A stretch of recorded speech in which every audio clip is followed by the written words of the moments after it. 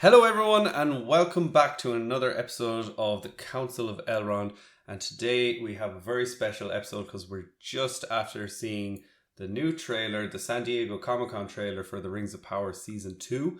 It's a huge trailer, it's almost 4 minutes long, 3.5 minutes-ish. It's massive, and we didn't just get to see a featurette and a couple of scenes, we got a full-on trailer, like every 3 seconds there was a new scene. It's quite insane. So we're just going to break it down for you now, guys. We're not going to talk about every single thing, but just the things that jumped out at us mainly and what it means for season 2. We get to see a lot of new characters, we get to see a lot of new creatures, and locations as well. And myself and Johnny just watched it a bunch of times, didn't really discuss, we just kind of looked at each other and went yeah. But it took quite a few viewings just because there was so many, like you said, every 3 seconds you were getting hit with a new scene, a new location, a new place, a new character, and so it did take just a few viewings just to kind of understand what was going on, really. Yeah, and I think we're ready to stop grunting and start talking. And we said we would talk into the microphone hole for this episode for you guys and to get into your ear holes as well. So all holes are being tickled. Yes.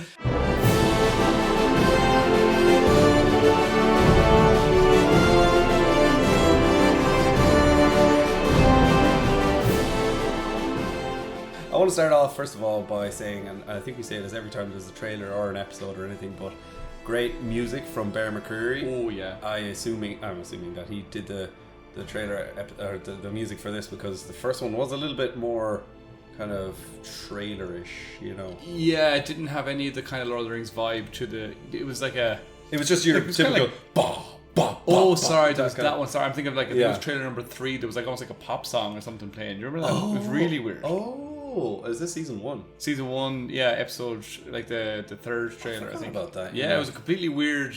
Kind of, it didn't really pop song. It was something by Katy Perry or something. Yeah, or Eminem or Lady Gaga. But I'm assuming it was Bear McCreary because also we just saw that he performed live at the San Diego Comic-Con. Did you see that? No, I didn't. Yeah, so he performed Nampat live. Ah, right. Nampat. That's a pretty easy enough one to do. This is a song for the broken hearted. Nampat. Great. Well, anyways, let's get into the trailer, guys. It opens up with Galadriel saying Sauron sees himself as master of all Middle-earth. And with what I'm guessing, Johnny, we can see it here on our screen. Is this a flashback of Halbrand, or are we actually going to get to see Sauron shape-shifting into different characters? Do you think this is a continuation, or? I think this is a continuation because we get to see. I'm assuming this is. Now, Dave, you're going to have to remind me because I haven't watched season 1 in a long time. I'm planning to watch it back, like probably next week before we start into the new season. But how do they leave it when he reveals himself? when he reveals that he is Sauron to Galadriel, isn't it just like right? Then he just kind of it disappears. The next time we see him is him showing up in Mordor. Yeah, pretty much. So he just runs away from Eregion. Yeah, but it's like here he comes out the gate on horseback. And somebody is raising the gate for him, and as he comes out, I'm not sure if you saw this, you see a little Eregion elf armed and standing by the gate looking at him while he's going through. So they just let him go. So I'm assuming Galadriel, obviously didn't think, I should warn people and let them know that this guy's Sauron. She kind of just seemed to be like in total shock and didn't know what to do. Yeah. Or, I can't remember. Did she pass out for a while or? I know she had visions and stuff. And well, I know that like she doesn't mention to Celebrimbor or Elrond about what has happened, but you can see that she exchanges like glances with Elrond, so Elrond knows things aren't right. And we see in this trailer, we see in this trailer that she does reveal that he's Sauron finally, eventually. But I was trying to remember how it actually all ended in season 1 because I was like, she just kind of lets him go scot-free, and she's like, I feel like I need to still contain or hold secrecy to who he is. I don't understand why this. Maybe there will be a reason for it, but again, so I'm assuming this is a continuation because we see Halbrand leaving. This is going to be him. Maybe it'll just go back to him revealing himself to Galadriel, and then it'll show his perspective of him just kind of gathering his bits and pieces and be like, right, I'm out of here. Yeah, then exactly. getting on horse, leaving. Just grabbing the toothbrush and some overnight panties and all that. Yeah. Exactly, yeah. Heading out of Eregion Gates and heading towards Mordor, and then I'm assuming Picks up a cool cape on the way as well. He must stop by some like gas station. Stops into Zara. Yeah. So you have an extra large in brown.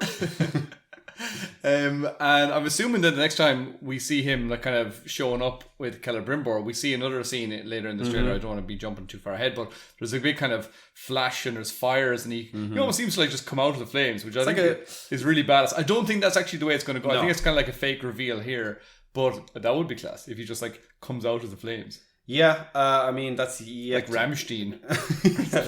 That's yet to be seen, I suppose. It kind of looks like a vision or something that Celebrimbor's having, and he appears to. It could even be a dream sequence or a vision within a vision. It's Inception. Knob pot. But yeah, I don't know. Let us know, you guys, what you think, if this is a flashback or is this continuation. He says that, Galadriel goes on to say he seeks to rule it not only through conquest but by bending the minds of all its people to his own, and for that he needs not armies but rings. So I just thought this was kind of interesting because it seems like she knows exactly what his plan is, that he doesn't need to raise armies. He's trying to create rings to bend the minds of the people of Middle-earth. But yet, as this quote has been said, Galadriel is putting on the ring as Elrond is saying no. So we really we do see Elrond is kind of wise to what's going on. Galadriel is saying like, well, no, I think it can guide me, not deceive me. I think it's interesting, and obviously her quote is probably coming at a different time to that scene where she's putting on the ring. I think these elves need a lesson in communication. I think that's number one. I agree. Communication is king. It seems like, first of all, she didn't communicate to the others immediately that this lad is Sauron, who's been hiding himself the whole time. Then, obviously, Celebrimbor is involved in making the elven rings. We know from the lore, at least, and from the books, that Sauron was not involved at all in the making of the 3 elven rings. He was involved in the 7 dwarven rings and the 9 and the 1, obviously. But with the 3 elven rings, he wasn't involved at all, and he didn't touch them, which was an important fact. So again, if Celebrimbor has this information, and Elrond seems to be completely like, guys, don't put those rings on, they're evil, in the trailer at least, I think there could be a simple little conversation with Celebrimbor saying, look, this is, yes, maybe you're correct about the other rings, but these 3, I've made these myself. I'm glad they stuck with the lore as well on this. We saw at the end of season 1 that Sauron flies away and then they create the ring. So he was instrumental into the like idea of creating the rings, the idea of there being 3, and probably so assuming he'll come back and then together with Celebrimbor they'll make maybe the 7 and the 9. The 7 and then there'll be some part where Celebrimbor is just kind of making his own little 3 on his own. And well, we've already seen the 3. The 3 came at the end of season 1. Sorry, yeah, of course. Yeah, that's what I mean. Like they stuck with that. Like obviously the timing is off. Yeah. But that's at least Sauron didn't that's what touch me. He didn't. There was no touching of the rings or face. So and I just want to jump in here as well and say that we saw like an image of rings falling down the steps, whatever that means. It's kind of a flashback to the prologue of the Fellowship of the Ring, where we see the ring leaving Gollum and like falling down the steps. Similar, it's got that kind of like, the ring abandoned Gollum. Ding! Yeah. Something happened there the ring did not intend. That scene. And it's and it's that really kind of weighty sound of the ring bouncing down the steps. The same as kind of the one where, where Bilbo drops it onto the floor in Bag End. It's got that like, boom sound. Like it makes it sound so heavy. I love that. I love that. I love a heavy ring. Just after Taco Bell the night before. So I just want to say before after those rings falling down steps, we get the introduction of Sauron's crown, which looks pretty badass. You mentioned to me now, in between all your mms and grunts while we were watching the trailer, that it does look similar to the crown that we see Sauron wearing in the prologue of season 1. The only time we really see Sauron in his armor. As Sauron, yeah. But again, I also think it does look like Sauron's crown, but it seems to be with Adar, because we see him holding it and stabbing someone with it at one point, unless he's somehow got his hands on it and it's not his. But we do see the other time that we see it in this trailer is when it's being carried towards someone by a gang of orcs. And again, Adar is the guy who's just hanging out with the orcs all the time. So it seems like they're presenting him with this crown. Maybe they're giving it to him so that he can execute someone. But there's still this whole vibe of like no one really knows who's Sauron or what's going on, and the orcs probably don't care. They're probably just like, this is the crown of our king, who is actually Sauron, but they're giving it to Adar because he's the father of them, and it probably just represents the head of the orcs, I suppose. So I assume that Adar is going to be given this. Maybe it's another doohickey that's founded by the orcs, and I assume that Sauron will claim it later in the season at some point. But that is yet to be seen. Also, Elrond says something that he believes the wearers to be Sauron's collaborators. This is when he's discussing the ring. So thought that's interesting. There's a few notes where he basically says, I know what's going on. Galadriel's like, well, I think I can use it to guide me. And the whole time Gil-galad is kind of stupidly just going, well, less about the rings and more about you answering to who this man was. And that brings us on to basically, so he says, we'll discuss once you answer who this man is. And he says, I am no man. Sauron. He is no man. Sauron is what Galadriel says. So finally she's Sauron.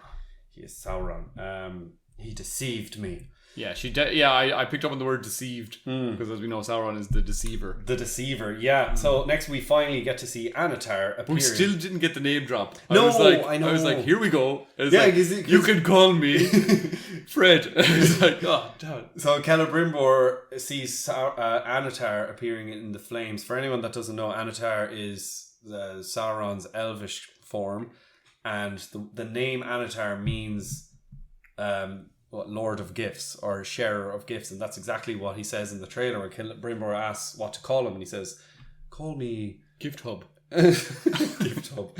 The Sharer of Gifts. So that's basically, I guess he's coming to Celebrimbor in his time of need, and he's sharing his secrets of how to develop these rings. Yeah.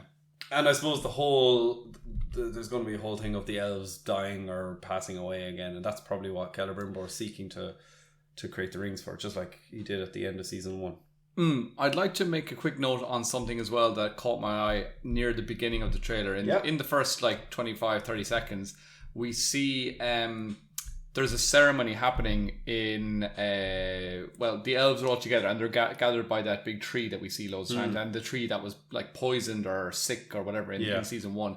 They're gathered by that. We can see in the background in Lindon, we can see that the tree is still suffering from this poison or whatever, but I really picked up on the colouring of the scene, that it was done with real there was very low contrast colours being used. It was really kind of like dim and grey almost. And so not as like gold as we've exactly. And then we see them putting the rings on their fingers, and then it flashes to another scene where it's the gold is really much more just pronounced in the scene, and we can see the colours really shine through, and we can see that the tree doesn't seem to, I'm not sure if it's completely healed, but it seems to be a lot better and doesn't seem to be as sick or poisoned. So I am imagining we're going to see that this is going to be happening, that they're going to put the rings on and immediately they're going to get this like, okay, we can now control this rotting of the trees, maybe the fading of the elves as it's called in the books, and maybe we can start to, I don't know, bring Valinor to Middle Earth, kind of in the way of like growing trees and bringing wonder and beauty to Middle Earth. So I'm actually really looking forward to seeing how the elves use the rings, like how they use power from the rings. Like, it's just kind of talked about in the books and the movies. It's going to be like Captain Planet. Who's Captain Planet? This is before my time. It's before your time. Where he was a millennial and a boomer. Yeah. Captain Planet. Well, he was like Peter Pan, but cooler. Who's Peter Pan? He had this gang of friends, and they were all like superpowered guys, and they all had these rings. Oh, one of them was like, I know it. Power of wind, and power of earth, and power of water and stuff. And so maybe it's going to be like that. You've got too much power of wind. Yeah, no, but I think it's just going to be cool to actually visualize or show how the rings are powerful, rather than just saying these are powerful, or Galadriel saying this will guide me. But something like you said, maybe when they slip those on, you see the world looking a lot more beautiful. It gives them guidance to how they can actually restore their own lands. By the way, Yeah. we're just looking at a visual, guys, on the screen of the rings, and they do look pretty cool. Gilgalad's like got 4 rings of power on his fingers. It's a good sign when you don't know which one's the ring of power. You're like, Jeez. he's just a bling master. He's blinged out. He's blinged. Sorry, one thing I wanted to note as well, when Anatar appears and he says, "Call me a sharer of gifts," and he says something like, "It's time to get to work," or something like that. His voice is very echoey. He's got a very echoey sound effect to his voice. So I think that was a nice touch that the creators put in there. Right, well, moving on, we get to see... now, we saw an image dropped of this maybe a couple of weeks ago, but we saw the cool sunshine shot of Rune, probably, with a bunch of Tusken Raiders, it seems. So, Johnny, who are these guys? What the heck is going on with them? Yeah, they're chasing down Boba Fett. Yeah, exactly. Yeah. They look like the guys from the Boba Fett series where they're on the like quad bikes or whatever. Yeah, they just seem to be these kind of like, I don't know, like some sort of clan or tribe or a group of people that are like locals living out in Rune. They could be the Easterlings. It could be, yeah. You know, obviously, we've actually just recently recorded an episode all about the Easterlings, and that's going to drop pretty soon, so stay tuned for that.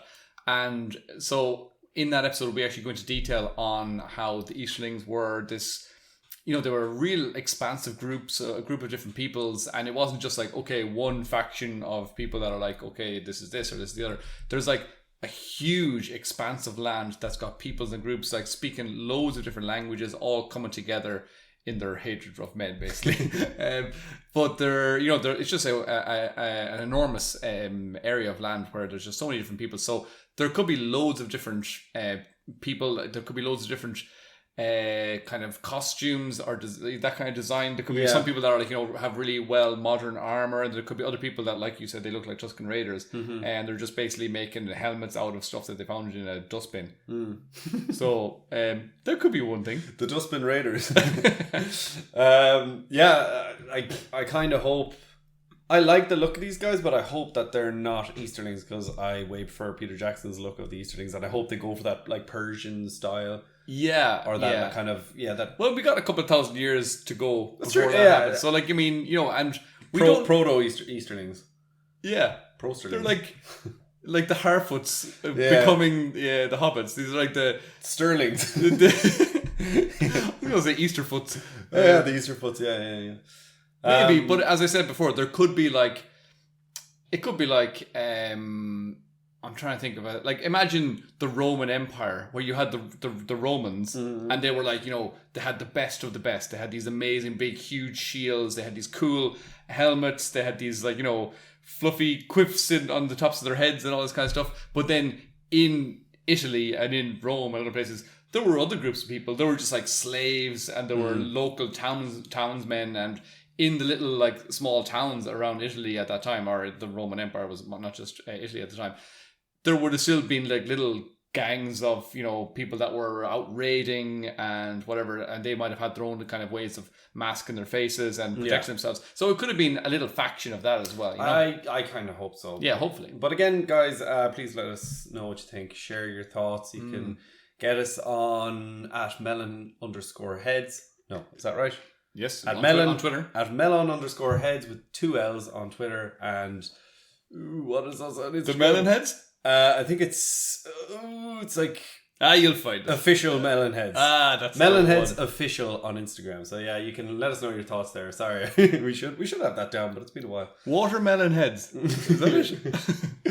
So next we get a shot of the stranger reaching into the really gravelly looking sand, and it looks like, to me, it looked like he was like grabbing something, which I assume is he's pulling out his new staff or something like that. I think he was just moving the earth. I don't know. It looked kind of like it was pulling something, but pulling a rabbit out of a hat. Possibly. I don't like the look of his new staff now. It looks. He's going to level up, Dave. Don't worry. So. It's like, you know, when you go for a walk in the forest and you're like, you pick up some shitty stick and you're like, oh, this will do for the moment, and you're like, oh, look at that. There's a better one. You pick that one up, and then eventually you're like, you get the mother stick. You're like, oh, here we go. Oh yeah. That's the one you take home with you. You show it to your friends. Actually, have you seen Stick Nation? It's this like new thing that I found on Instagram, and it's like people going around just showing stick. They're like, it always starts off with people going, "Hey, Stick Nation," and they just show sticks that they found while they were out walking or something, and it's so cool. And it's like, and they're all like, "This is a stick that it really feels nice in your hand and it's smooth, and you can swing it around, and you can cast spells if you want, and you can fight off people." And I was like, "This is my page."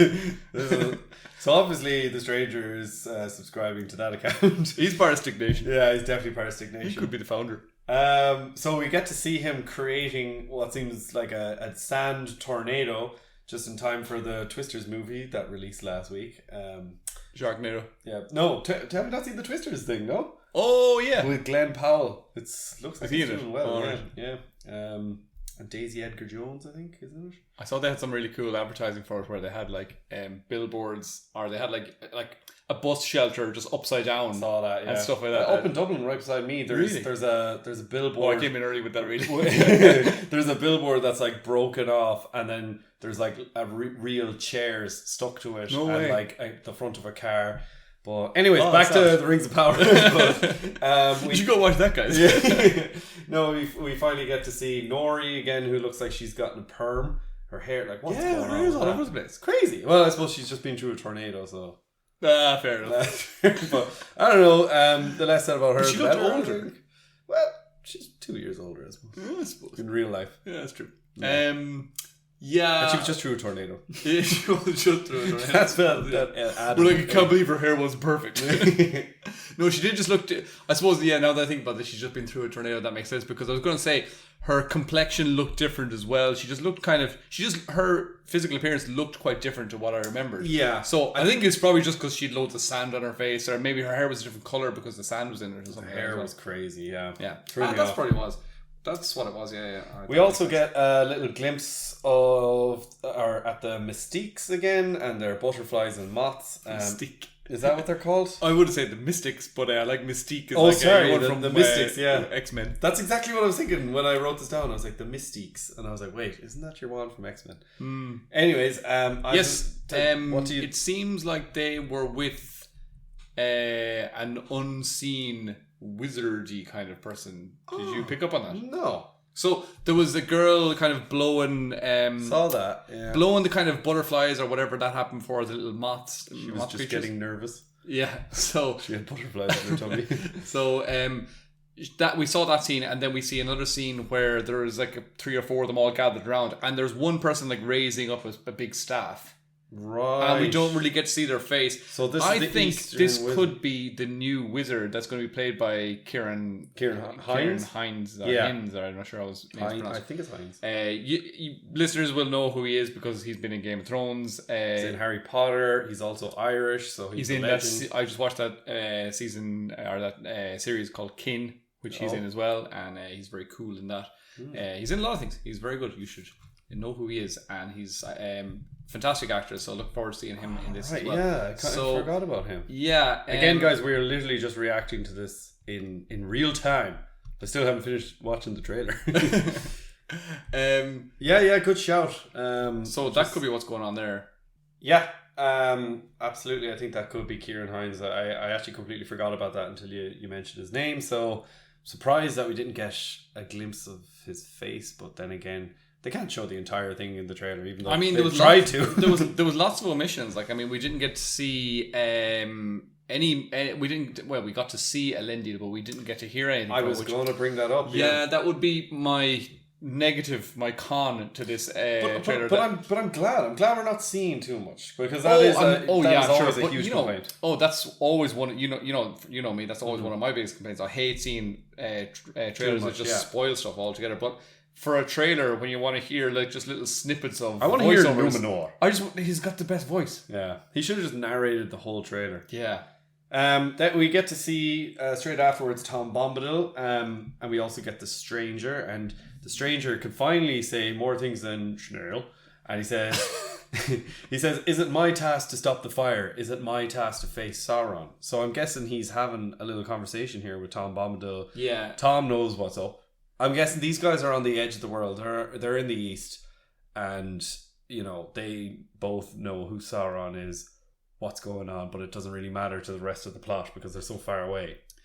Yeah, hopefully this series is not going to become like season 7 and 8 of Game of Thrones, where they're just teleporting around the map willy-nilly. So hopefully, if they're way over in the east and they find out some important information, they're not just like, oh well, the next day everyone on the west side of the world knows what's going on. Hopefully, because that did happen a few times in season 1 as well, especially Elrond and Durin just we're going to go for a little evening stroll here, and then they rock up at Khazad-dûm wearing the same gear, no one else with them. Didn't break a sweat. Yeah, they're wearing the same clothes. Not even a toothbrush between them. No. Yeah. Not a toothbruch to be seen. So hopefully they do a bit more realistic travel in the world. That would be good. But Tom Bombadil, we get to hear him. He's got a beautiful Donegal accent. Yeah. And sounds like a Northern Ireland accent. Yeah, definitely. Do you think? Oh yeah. He talked about having some like old, what was it, like Oxford or Cambridge, one of the colleges. It's some like old English accent, like Oxfordshire, yeah, something like that. I think English people, when they think of old accents, they just try to do Irish accents. Basically, they're like, I'm going to do something that sounds old and mystic and weird and so it's Ireland. And then it's like they're so used to hearing. How are you getting on? Yeah. So I think Tom, he's from the north. Nailed it. Tom's from the north. Explains a lot. But we don't get to hear him again. We don't get to hear him singing anything in this trailer. But I saw a little clip on Twitter where the actor who plays the stranger, what's his name? Something Wyndham? David Wenham? No, that's Faramir, isn't it? No, that's... Oh yeah, that is, yeah. That's something similar. Something like that, yeah. Faramir's brother. So he mentioned something about Tom Bombadil, and he made some comment. I can't remember exactly now what it was. He made a comment which was to the effect that we will be hearing Tom Bombadil singing and being melodic in general. Oh well, good. Yeah, it's Daniel Wayman. It's pretty close. It's pretty close. He may as well be Faramir. We also get a little glimpse of, obviously when Tom is talking, it's interesting that it shows a little bit of the Barrow Whites, even though we discussed how they should be called Whites because obviously the Barrow Downs don't exist yet because that comes after the redacted of Numenor. Stop being such a nerd, dude. Yeah, but like basically they have been confirmed as Barrow Whites, so whatever that means for have they? I think so, yeah. I think it's been confirmed. But anyways, we do get to see the Barrow Whites in action a little bit, which is cool because we only got to see they look class. They do look cool. And we also there's a little glimpse of one of the like Asian actresses that's playing one of the elves. She's an elf, yeah. Rian, I think they introduced. She's an archer, I believe. Yeah, yeah. So we got to see a little glimpse of her in the corner. So that's cool. It's pretty cool. Anyways, moving on, we get to see. I was going to say El Farazan again. Call back to one of our previous episodes if you're a long time listener or a few week listener. Our Farazan uses the Palantir, and interestingly enough, he sees fire straight away. So what did that tell you? He's hot under the collar. For whom?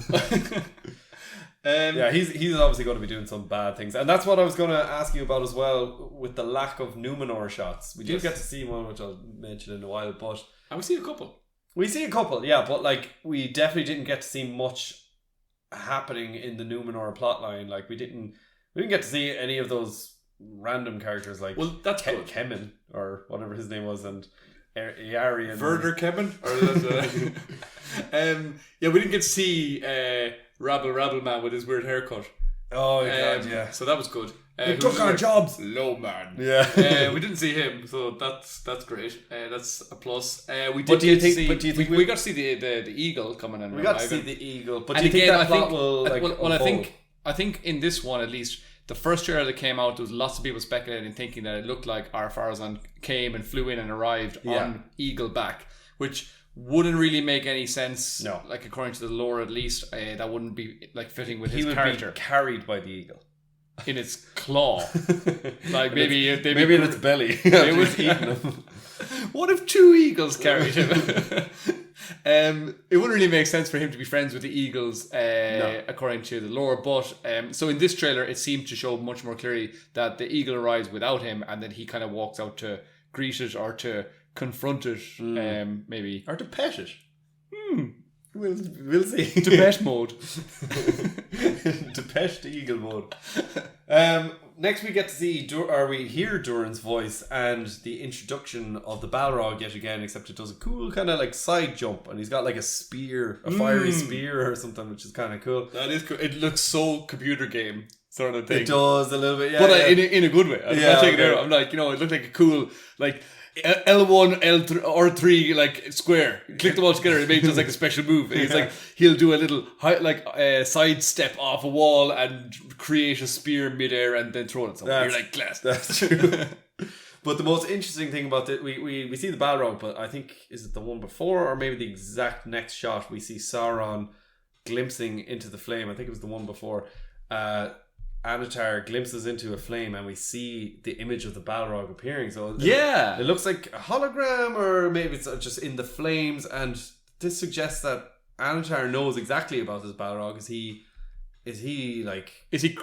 controlling it? Is he like mind control? Does he have like a voodoo doll kind of thing? Maybe, yeah, but it is interesting because I don't want, just because Anatar or Sauron is the main bad guy, I don't want him to just control all the bad guys. That's not really what the case is. Like, the Balrogs and Sauron are, even though they're the same level of, they're both Maya, right? Yeah. So they're like, they shouldn't be answering to his will, really. No. Sauron is Sauron is the most powerful of all the Maiar that are on Middle Earth. But yeah, the Balrogs wouldn't just arrive and be like, okay, we're going to answer to whatever Sauron wants now.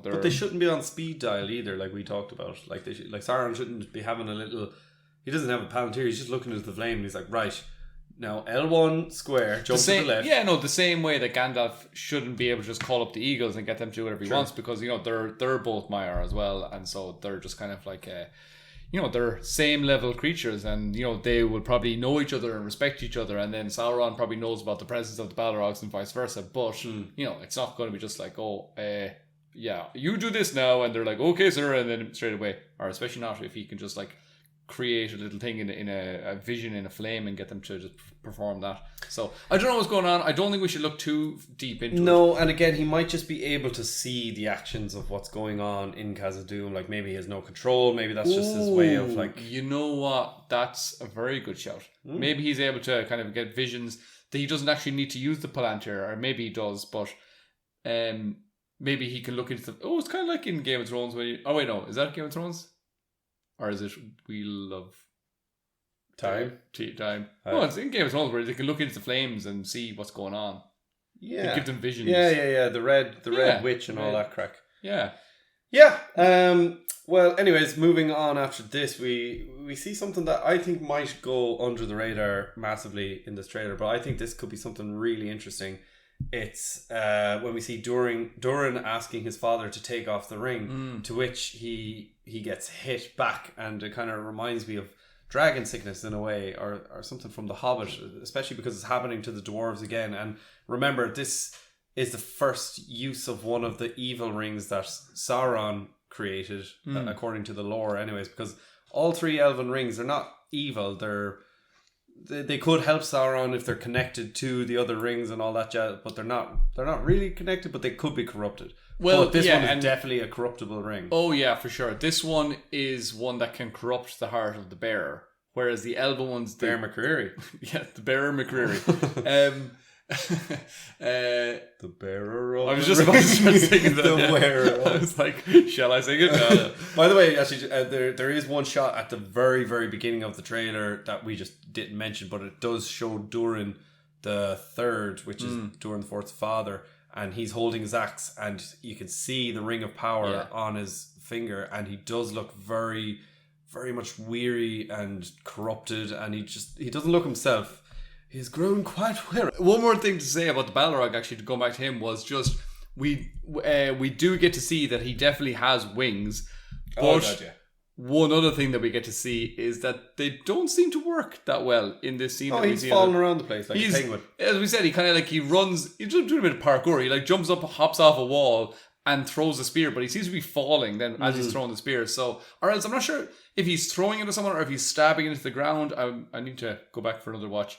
But well, I guess it's in line with Jackson's Balrog, where he clearly has wings, but he's falling down with Gandalf. He's not really able to use them, or Well, like as you said, kind of like penguin wings, I suppose they're kind of just they're there for show, decorative.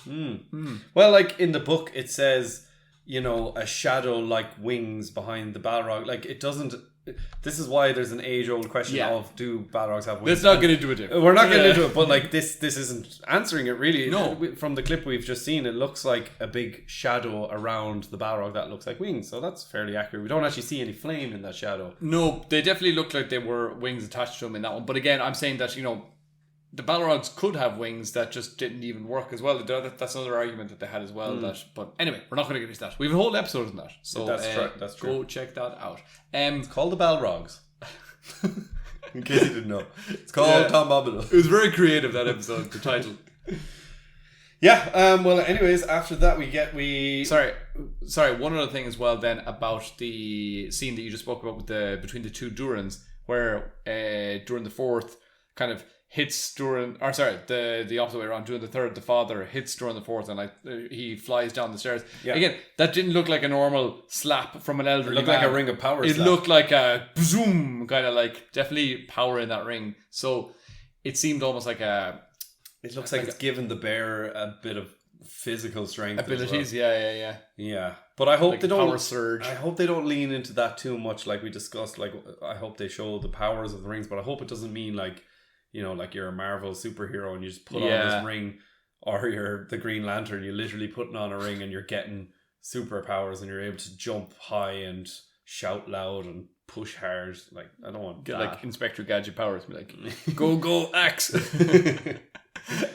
Speaking of other powers, we do get another little very, very, like 1 second clip towards the beginning of the trailer actually as well, of this kind of white explosion as well, and it seemed to maybe happen in a mine, so maybe it's where they like hit a gang of mithril or something. I was thinking it maybe just creates this weird power explosion or something. Possibly. I know the one. Do you know what I'm talking about? I do, yeah, but I thought that looked very similar to the previous trailer. I think there was a similar shot, and it was it just when Barad-dûr looked to be created? Who's Barad-dûr?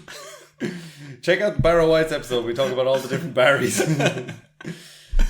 Yeah, I don't know. Remains to be seen again. We do get to see Tom Bombadil again speaking. So he does speak again in the trailer. And he says, "Every soul in Middle-earth is in peril. Will you abandon them to their doom?" And this is definitely where I thought it sounded very Northern Ireland. But yeah, that's interesting there. We get to see Muriel going into the water. I guess that is confirming from the first trailer that it was Muriel in the water. 100%. But again, people weren't sure. But again, a lot of people as well would be speculating, and this doesn't clear it up whether or not it's actually happening or it's a vision. Yeah. And what's she doing? Is she... I don't know what she's doing back there. But again, offing herself? Like, no, I think she's just... She's blind and she's like... It's reckless, Dave. Maybe she didn't see the water. Maybe she just got very cold and damp all of a sudden. So she clearly like lets her but we also see a shot before that of like a gang of people. There's a huge like parade of people up on the cliff edge. So she's definitely not gone down there on her own. It seems like people are kind of, I don't know, maybe they're saying, go on, I dropped my wallet in there. Can you go look for it? Blind queen. But we see then we saw in the last trailer as well that she goes into the water, and then we see this underwater shot of this giant sea monster as well. So I think it is probably more likely that this is a vision of hers that she's seeing of other types of destructions that are going to come to Numenor eventually. Yeah, maybe. I hate visions, and I hate when they put visions in trailers because it's a cop out. Yeah, it is a cop out. It's annoying, and they did a lot of that in the first season, especially. Like every shot from the Palantir they put into the trailer where you got to see, the possible sinking of Numenor. Do you remember that red shot of everyone dead? But that wasn't from the Palantir. That was from the prologue at the very beginning when it was showing all the war. Yeah. And we spent about an hour speculating on what that shot was from. What battle is this going to be? Is this going to be the War of Wrath? yeah, that's right. Well, anyways, moving on. We've got a shot of the dry desert. Don't really know what's going on here. Kind of looks like what do they call it? The Badlands in Simba or something. They're like, Simba, don't ever go over there. No, Badlands is what Bruce Springsteen calls it. The Elephant Graveyard. Oh yeah, well, the same thing. Badlands. The Badlands. It doesn't look good, anyways. It doesn't look good lands. It looks like Badlands. Yeah, and Rune is where these guys are, and Rune, there's a big, huge sea in Rune, and apparently, like, way before, this area used to be kind of luscious and green and, like, you know, very, I don't know, good land for cultivating. But it seems to be completely dried out and just turned into a desert now. So I'm not sure if the boys, the wizard, like possible Gandalf and Tom Bombadil are out there trying to fix the problem and help them with their irrigation. I think Tom is probably explaining to... He's going to set up some aqueducts. Yeah. No, I think he's explaining to the stranger, Daniel Wayman, that we now know his name. We met him, by the way, but that was over 2 years ago. Yeah, so I'd say he's explaining to him, like, look what's happened to the East here. The East cannot be saved anymore. Can you please help save the West or something? Or he's probably trying to just show him, you know, the evil that has taken over a whole area of land. I think he's just trying to show him who he is, and maybe the stranger's being a little bit... He's trying to guide him. Yeah, the stranger's like, I don't want to be who I am. I'd rather just be a normal person. I do not want it. Exactly. And Tom is like, no man, you need to go doing it. But why is Tom doing that? He shouldn't care, which is the annoying thing. Now, I just put a lot of words into Tom's mouth, so maybe he's not. I mean, we know that in the Third Age, we see that Tom, it's not that he doesn't care. Well, he does. He doesn't care. Yeah, he doesn't care, but not in a bad way. He just doesn't understand the importance of lots of these things. And actually, I was listening to the Council of Elrond, that chapter on the audiobook yesterday. Where they talk about Tom. Where they talk about that. And I love that whole scene. And like Gandalf just explain. And there's loads of just, I think like, I think it's like Glorfindel keeps popping up. He's like, but would Tom not? And Gandalf's just like, no. He asks him like 3 or 4 different questions. And every time Gandalf's like, no, he would have no concern with that whatsoever. But also in that chapter, Gandalf mentions that he's kind of bound himself to this land now. But he kind of speculates that previously he would have been going off to other places.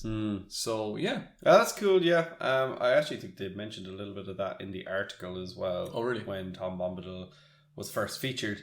You mentioned there the name Glorfindel. I don't know if you saw this, but at the San Diego Comic-Con that is happening right now. So no, don't tell me there was a mention that he might be.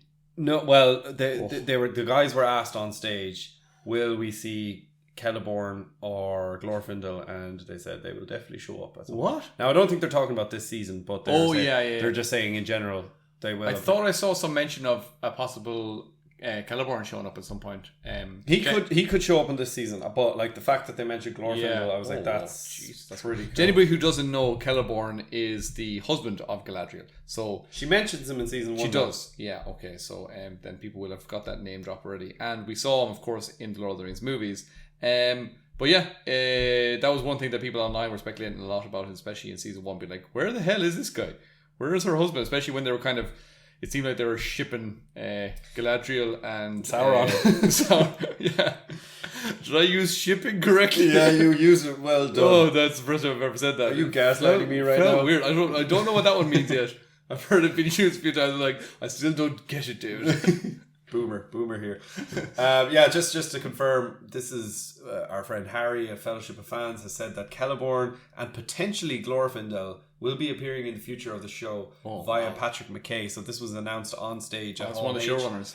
Yeah, Patrick McKay, one of the showrunners. This was announced at Hall H, where the Fellowship of Fans are at the moment. Oh wow! And by the way, some other stuff could come out after we've finished recording this episode. So I'm sorry, guys, if we didn't get everything, but I think we got most of it. I'm kind of looking at Twitter at the moment, and I think there hasn't really been anything new mentioned. We got it all. But yeah, then we get an interesting shot of Celebrimbor shouting, "What have you done to me?" So who is this aimed at? I've no idea. Obviously, they set it up to make it look like he's shouting at Anatar, aka Sauron.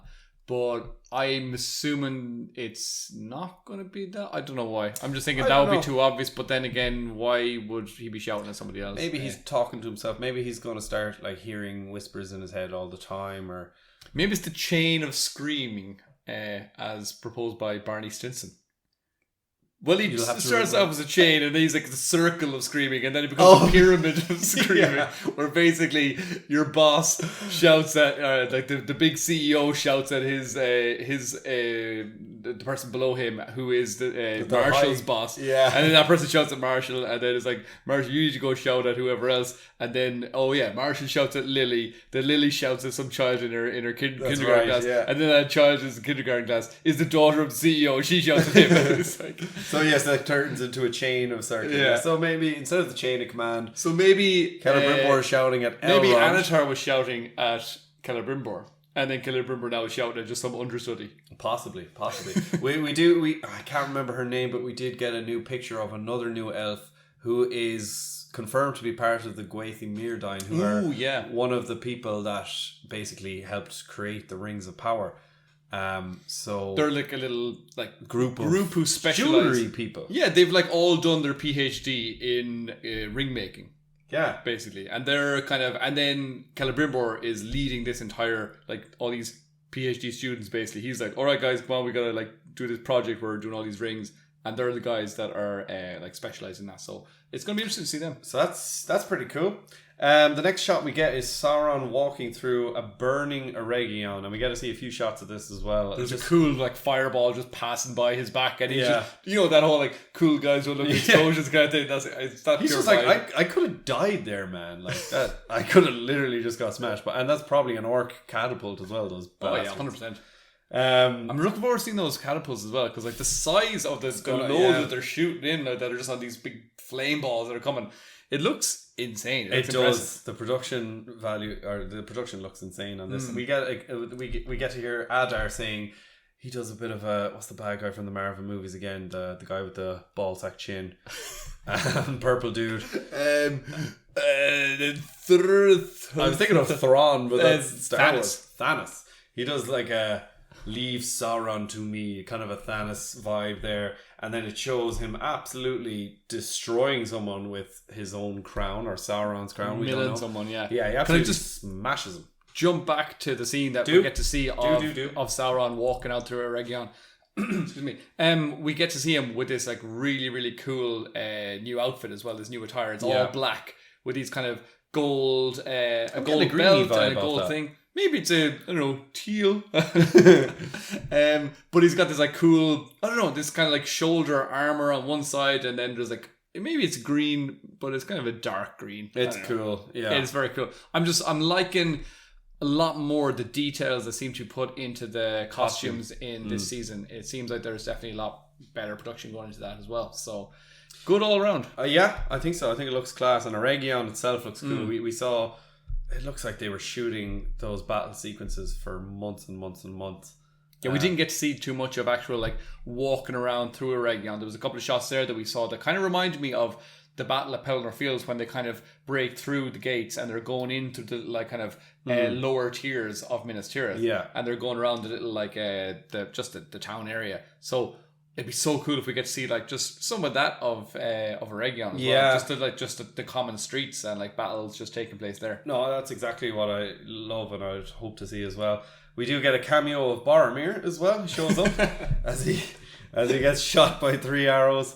I posted this picture up on Twitter as well. There's been a few comments. Somebody said, I can't remember what somebody said, but it kind of looks like Rian. It does, yeah. I was like, are they going to introduce her and just kill her off in the trailer? I put up a picture as well when we got like an introduction of Rian and a couple of other characters, and I said which one is going to die first, because I can't imagine. You've got your answer already. Yeah, she like, died in the trailer. She died in the trailer. There's got to be someone else. Just some random elf. Could be, but like, I also I was really noticing a lot from more so the images that have been coming out over the last couple of months, that every time we see the introduction of a new character, specifically elves, I'm just glad to see that pretty much all of them have long hair. yeah, long hair, and even like Elrond seems to be growing his hair out. So it's like, he was just a baby elf at the I time. think the creators have just be like, okay, that whole idea of short-haired elves in season 1, I think we got that one right. I think so. Let's yeah, just kill off those people, introduce new elves that have longer hair, and then whoever has short hair, maybe let them grow it out like Elrond. Arondir, I think he's just going to have the shaved head the whole time, because that's his look. Yeah, but I think he is cool as well. Oh no, I think that look suits him. I think it's cool. But You can't do anything with the shaved head thing looks cool. I think it should be shaved or long hair. You can't be like mullet in between or something. You know? Yeah, like Elrond. We get some incredible shots of what looks like a forest battle with what you mentioned, the catapults, and it looks really cool. I'm getting some like Gladiator 1 looks like early morning kind of battle starting. But I'm guessing this is possibly outside of Eregion, or maybe like some sort of battlement, I don't know, before the attack on Eregion. I'm not sure what Sorry, it is. I said early morning. I said before the battle. I meant there's a shot that looks like it's early morning of the sun breaking. Yeah. But it's almost... well, I'm sorry, I'm looking at the image again now, and I'm going to go back on my word. I was going to say initially that it looks like the battle's been going on all night, and it's like the morning is creeping through. But now they look at this image again, it looks like they're just sort of starting their charge. But then again, we do see some destruction. Like we see the bridge in the background. But they've been firing the catapults for ages, I suppose, and now they're kind of just sort of send in the infantry. But we're definitely getting a lot more. Like there's way more orcs here than we saw in any battle sequence in season 1. So it definitely looks pretty cool. We get to see some awesome new shots of Elrond again that we've already seen him in the armor. Yeah. He looks cool as well. Pure dreamboat. Yeah. This spear or weapon, what is this? Yeah, there is a shot there that we get to see of Elrond, and in the corner, again, I'm not 100% sure if this is the case, but I think we get a little snippet of Aeglos. Dave, what's this? This is Gil-galad's spear, and we did get to see it in season 1, like briefly, where he's just kind of carrying it around, caressing it as Elrond's walking through his. And we see it in the Fellowship of the Ring. Do we? Oh, we do. Yeah. Oh, well, I mean, in the context of the Rings of Power. Sure. But it's possibly him. He does have a ring on his finger. But basically, this is a really, really important weapon in Lord of the Rings lore, where basically, you know, in the Battle of the Last Alliance, in the very beginning of the Fellowship of the Ring, it is Gil-galad and Elendil who take on Sauron, and they use the sword of Elendil, and they use Aeglos, this spear. Aeglos of Gil-galad. It doesn't roll off the tongue as much as the sword of Elendil. Yeah, exactly. But so it would be. There's lots of just like nerds out there who are obsessed with these kind of weapons and would be like, oh guilty. My God. Yeah, exactly. I'm speaking in the third person, but about myself. Actually, I was just in Toledo in Spain there recently, and I was in a load of different shops. Toledo's like famous for steel making, and they have so many shops where they just make all these different replicas of swords, and I was just taking photos and videos of everything and sending them to Dave, being like, oh my God, look at this. Even though I've been there I know, a few times. I've been there a few times. I've been to all the shops and seen them all, but But you didn't see them this month. That's true. And So they're you're welcome. steel making swords. Anyways, we gotta swiftly move on. We get to see the next scene, our confirmation and first look at an Entwife, and she says, She's forgiveness. Forgiveness takes an age. So, and you can see the blossom, or like the kind of pink flowers. That's definitely signifying that she is a she. Yeah. She says forgiveness takes an age, so she's probably still mad at the Ents for losing them. So, do you think that's what it is? I thought, maybe no, that's not what I think it is. I'm just kidding. Oh no, I thought that maybe they were like the Endwives got pissed at the Ents and they left them.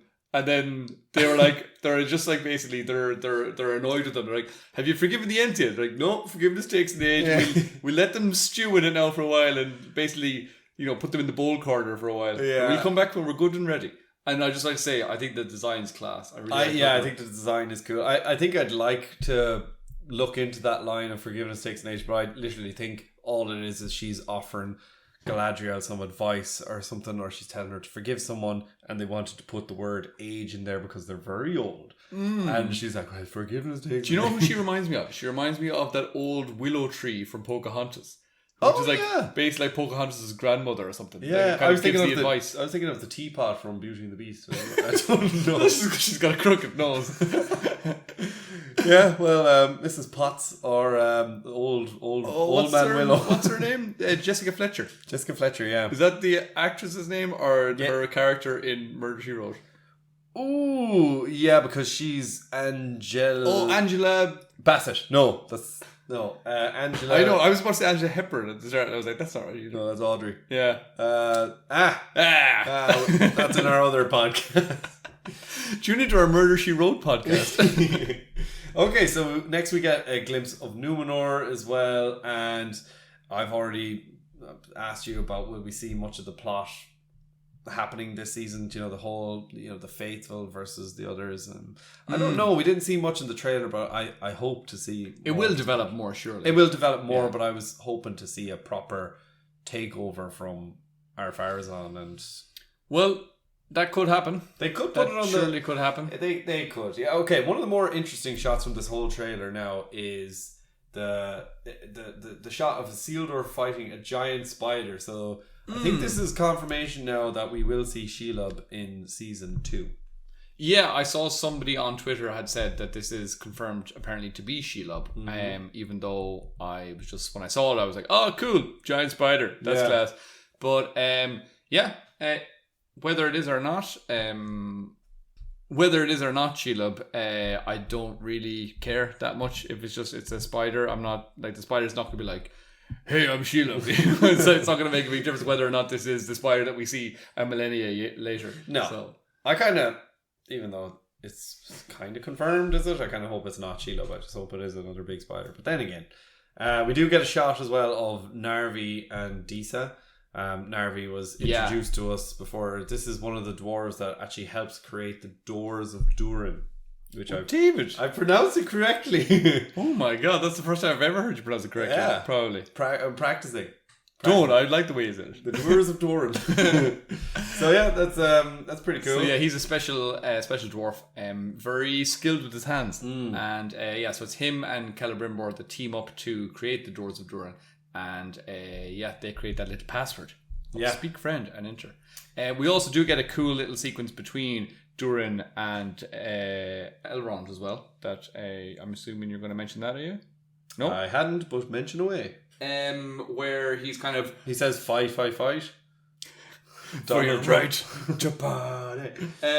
He says, fight for your friends. Elrond says to Durin. No, there's another part where Durin is like rallying the dwarves. I'm assuming he's rallying them all to say, come on, we get to fight for our friends. He's speaking about go over and fight with their friends who are the elves over to Region. So remember again, they created this door together because they were great friends, and they would, like, the elves would pass through Khazad-dûm at that time, and now it's showing again how great their friendship is. He's saying, come on, we need to go and fight for our friends, he says that specifically. But I was referring to another thing where Elrond mentions to Durin, he says, I need your axe, old friend. And I was like, what the hell does he need the axe for? This is cool. He's calling on him to help him fight. So this is... I thought he just needed his axe.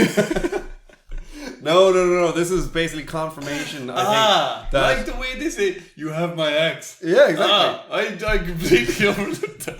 I thought he was going to go fight with an axe. That would have been... No. This is basically confirmation that Elrond is asking the dwarves to help fight in the Battle of Eregion, which is... some people might think of it as a change from the books, but I think it's Unfinished Tales, is it? I think he just needs to like open like a can of beans or something with an axe, and he's like, can I borrow your axe for a minute? No, in Unfinished Tales there is talk about how the dwarves do help the elves in this Battle of Eregion. So no, he's not opening any cans of beans, but he's opened a can of worms, let's put it that way. Right, very good. So again, we get to see a couple more battle shots, great looking battle shots. We see Galadriel riding and wielding a bow at the same time, firing arrows, and some of these are just they're sweets for the eyes, and they look great. Sweets for the eyes. And then we get to see our first glimpse of Arondir, and this is something I wanted to put to you as well because I didn't think about it too much. But he's just killing 2 men. Who the hell are these guys? I'm guessing he's still in the south, or in the Southlands. And he's stabbing a man in the face with an arrow and then killing another man. To be honest, I watched the trailer a few times. I never actually picked up on that they were men that he was killing. I thought they were just killing orcs. No, yeah, I picked it up. I picked up on it immediately. He's in the Southland, so I'm guessing he's kind of fighting some bad guys. Yeah, he's stabbing some guy through the neck and chin with an arrow, and I'm assuming he's going to then take that arrow and shoot someone with it. Kind of like a Legolas kind of job. Yeah. So he's getting a lot of use out of an arrow, which is great. It's great for the economy. Efficient. Yeah. It's also Yeah. He is reduce, reuse, recycle. Exactly, as they say. Very so he's recycling his arrows, and he's doing damage. He's doing like 10 XP damage, so yeah, that guy's definitely dead. Exactly. That guy only needs 10 XP to die as well, yeah. Yeah, oh yeah, so then there's another guy, he does a little swivel pirouette spear to the face kind of thing, so cool. And the next shot, we get to see a bunch of big giant bats flying around Disa, and this is in fact confirming that she is Batman. That she is Bruce Wayne. That was my note. I thought you were going to say, I'm sorry, I ruined it for you. You ruined my note. So yes, I thought you were going to say something actually informative, and I was going to come in there with the stupid comment. You get stupid comments. Stupid comments all around here, guys. Yeah, and that's who knows what's to say about this. So moving on, I suppose we get to see an image of Celebrimbor staring at a ring while he's dumping a bunch in. We saw a poster of this exact same image. And this is when Sauron says, "You will give me the 9." That was cool. I liked his voice. I liked his voice, yeah. I like his German pronunciation as well. It was good.